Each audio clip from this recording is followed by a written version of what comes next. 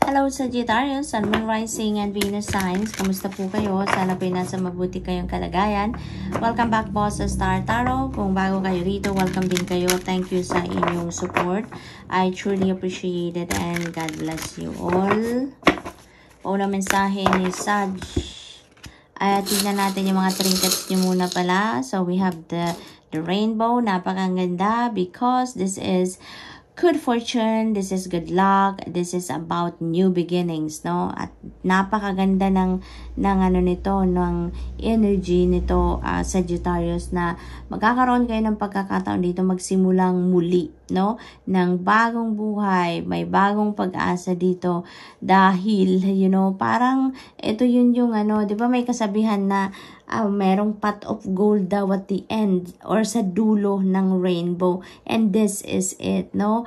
Parang this time mai-experience niyo na, makukuha niyo na, or mararanasan niyo na kung ano ang gold na yan, kung ano ang pot of gold na yan sa dulo ng rainbow.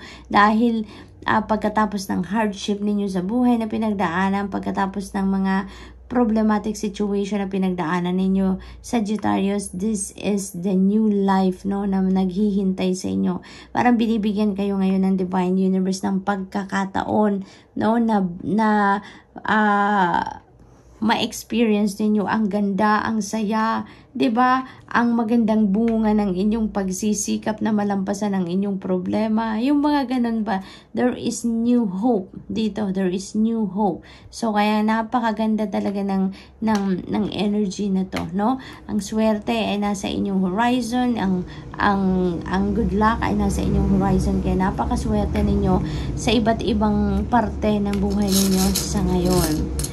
We have alarm clock naman. Ayan. So, ang iba naman sa inyo dito, you know, TikTok, no? The time is ticking for you. Kasi maaari ang naaaligagana na siguro ang iba sa inyo dito because maybe there is deadline, no? May deadline kayong hinahabol sa trabaho siguro, or may mga papeles na kailangan kayong gawin agad-agad. Yung mga ganun ba, no? Sag, so yan ang napipick up ko dyan. Maaari din naman dito sa Sagittarius na ang iba sa inyo ay overwhelming na, no? Overwhelmed na dahil maraming kailangang tapusin kayo, and maybe malapit na yung ano ninyo, no? Yung timeline, no, na binibigay sa inyo para matapos ninyo ang certain task. Kaya ngayon, parang naaaligaga kayo, feeling pressured kayo sa ngayon. So, what else? We have heart with a hole. Ayan, so nasa inyong mga kamay ang susi ngayon para magbukas kayo ng puso ninyo, no? Maaari yung puso na yan is towards loving other people, or towards the love for something. Maaaring gano'n, no? Kayo lang ang tanging makakapagdesisyon, no? Kung handa na kayong magbukas ng puso ninyo para sa ibang tao, para sa pagmamahal ng ibang tao, or maybe pagmamahal sa inyong ginagawa, no? It's all up to you talaga, no? If you are going to put your heart and soul into something na gusto ninyong gawin, no? Decision ninyo. Parang kayo talaga kayo ang bahala, kumbaga, dyan. Pag dumating ang pagkakataon or yung pakiramdam ninyo na gustong-gusto ninyo nang gawin ang isang bagay, or gusto nyo nang handa na ang puso ninyo na magmahal ng iba, no? Kayo lang ang tanging makakapag-desisyon. So, yun ang napipick up ko dyan.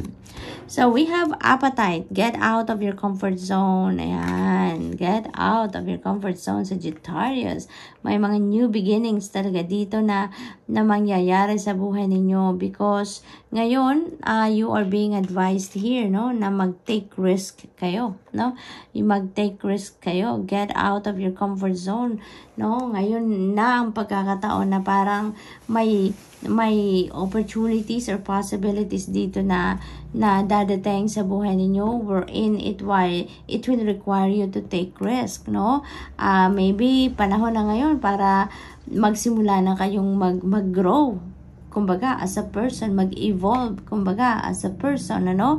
As Sagittarius, maybe in the past, no? Lagi lang kayong, kung ano lang ang komportable kayong gawin, kung nasaan lang yung yung comfort zone ninyo, nandun lang kayo siguro lagi. But there's no room for growth there. There's no room for advancement there. Kaya maybe it's about time na para lumabas ka naman sa kung ano lang ang nakasanayan mo, no? Try to do new things dito, no? Kasi if you embrace things, no, sa uncharted territory ninyo, that is where you grow, that is where you thrive, that is where you evolve into the best version of yourself. And maybe it's about time na para mangyari na yan sa sarili ninyo, no? Carnelian, feed your creativity. Yan, so feels like yung mga creative prowess ninyo ngayon, mga creative juices ninyo, maaring mabibigyan nyo na yan ng pagkakataon ngayon na magamit nyo na, magawa nyo na, masubukan nyo na, yung mga ganun ba, no, Sag? So, yan din ang napipick up ko dyan. Maaring may mga opportunity dito we're in, magagawa nyo na din kung ano yung mga gusto ninyong gawin, linked naman sa inyong creativity.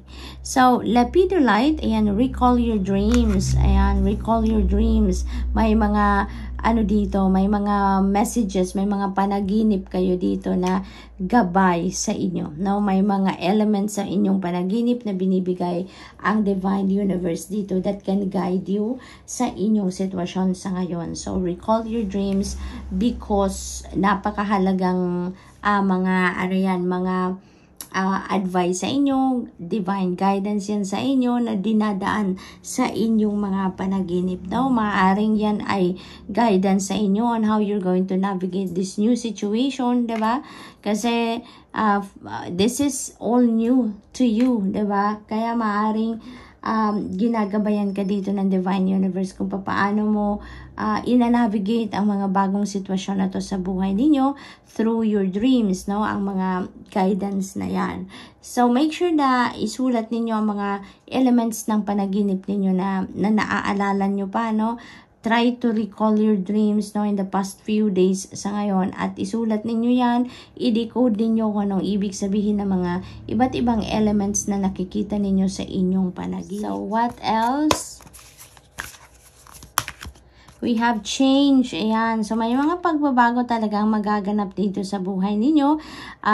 Nasa tapat pa niya ito. So, talaga magbabago ngayon siguro yung mindset ninyo. Magbabago kayo ng direction sa ngayon na tinatahak. No? You're going to, to evolve na talaga ngayon. Magbabago na din ang mga gusto ninyo siguro sa ngayon. Kaya, lalabas na kayo sa comfort zone ninyo, no? Maglalakas loob na kayo ngayon na mag-try ng mga bagong sitwasyon. So, that's really beautiful. So, maaari din naman na pagbabago ito sa place of residence ninyo. Maaring ang iba sa inyo maglilipat bahay, maaring mag-change kayo ng lugar, maaring may relocation dito na gagawin ng iba sa inyo, maaring iba sa inyo lilipad na, no, papuntang ibang bansa, maaring doon na kayo titira, migration siguro, no, ang iba, ang ganap, maaari din naman na trabaho sa ibang bansa, no, kaya magbabago kayo ng tirahan, magbabago na kayo ng sitwasyon dito because you are going somewhere else. We have enlightenment. Yay! So, definitely, magkakaroon na kayo dito ng kalinawan sa isip, no? Kasi maybe dito sa pagtitake risk ninyo, maaring ang iba sa inyo nagdadalawang isip pa rin, maaring nadilito pa rin kayo kung ano nga ang gagawin ninyo, if you're going to stay where you are, or talagang you're going to embark on something different, no, na gagawin or endeavor dito. So, you are definitely getting the enlightenment that you need dito. See, divinely guided talaga kayo, Sagittarius, sa paraan ng mga dreams ninyo, ginagabayan kayo, binibigyan kayo ng kalinawan sa isipan dito. So, you are divinely guided. Take action now. No, take action now. So, definitely, Sagittarius, you're really going to get on your feet and you're going to make things happen dito. So, maraming galawan, maraming movement ang ganap dito. So, talagang may mga pagbabago. No? May mga pagbabagong magaganap talaga dito for Sagittarius. What else? We have Temperance. Ayan. So, you know what? This is about patience. This is about motivation din. So, maybe ngayon talaga you will be highly motivated, no? Magiging, kaya meron din tayong action card, no? Plus motivation. So, talagang siguro through the enlightenment na marireceive ninyo, magkakaroon talaga kayo ng lakas ng loob dito. Parang mag-i-ignite talaga dito yung passion ninyo, no? To do things, to do new things, subukan ng mga bagong bagay, no? Bagong sitwasyon. So, maaaring ganun din ang ganap dito. It could also be, no? Na maaaring matagal kayong naghintay din in terms of pagbabiyahe dito, no? Napipick up ko talaga dyan, maaaring mag-abroad talagang iba sa inyo. Maybe you've waited for so long, no? For that situation to come sa buhay ninyo. Maaaring pangarap nyo talaga mag-abroad, yung ganon, for whatever reason, magtrabaho, pasyal, or whatsoever, mag-migrate, no? Maaaring dream nyo talaga yan, no? And ngayon, no? Yung patience ninyo na sa paghihintay, 'di ba, ng matagal, ngayon magpe-pay off na. Kasi finally, kung ano man yung gusto ninyong mga pagbabagong gawin sa buhay ninyo, talagang maaring mangyari na ngayon, ano, Sagittarius. What else? We have the Magician energy, action. This is also an action card. Kaya napakaganda talaga ng mga sitwasyon dito. Napakaganda ng ng mga kalalabasan ng inyong mga energies dito sa buhay ninyo. Kasi yung action card na to, yun din ang sinasabi ng Magician energy. It's time also to take action. Yung parang pinupush talaga kayo na, sige na, Sagittarius, kung ano man ang naisip ninyo, kung ano mga opportunities na nandyan na, i-grab nyo na, no? Get on your feet and take action, make things happen na. Now is the perfect time now to do so.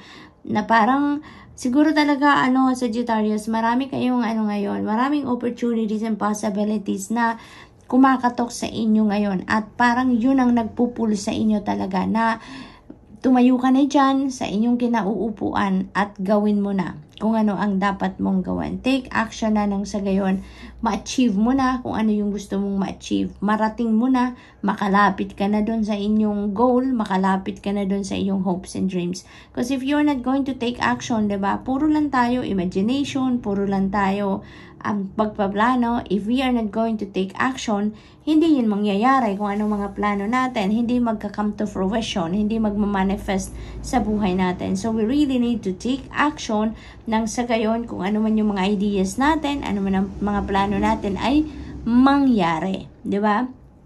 Kaya yun din ang panawagan sa inyo dito ni Magician energy. It's time to take action at makinig kayo lagi sa inyong intuition, makinig kayo sa inyong mga panaginip, take note of your mga panaginip because you are divinely guided, Sagittarius. You know what? You are supported by the divine dito. You are supported by your spirit team dito. Ang daming gabay, 'di ba? May mga panaginip kayo that is divine guidance, no, na dinadaan sa iyo through your dreams. At panawagan din sa iyo dito ni High Priestess, no, na makinig kayo sa iyong intuition, pakinggan ninyo ang inyong inner voice, sundin ninyo kung saan ang daan, ang path na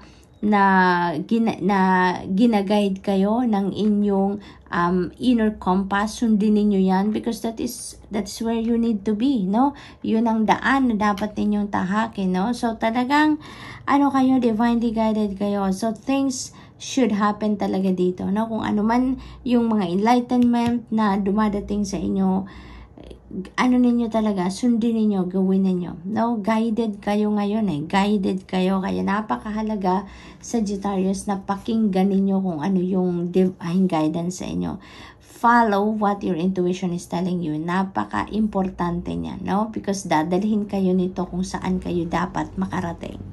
So, good luck, Sag, and that's all I have for you for today. I hope nakatulong ang mga mensaheng ito in some way. Thank you for watching. Love and light. Namaste.